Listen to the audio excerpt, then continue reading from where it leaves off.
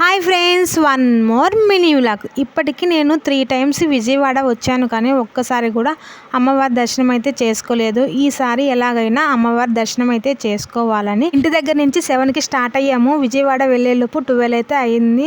మేము టెంపుల్ దగ్గరికి వచ్చేసరికి 12:30 అయితే అయింది. ఇక్కడ కృష్ణా నదిలో అందరూ స్నానాలు చేసి అమ్మవారి దర్శనానికి అయితే వెళ్తున్నారు. ఇక్కడ మా సాయి చూడండి, కాళ్ళు మొహం కడుక్కోరా అని నీళ్ళలో దింపుతుంటే దిగడానికి కూడా భయపడుతున్నాడు. మా నాన్నే వాడిని దింపి కాళ్ళు మొహం కడిగించి పైకి అయితే పంపించాడు.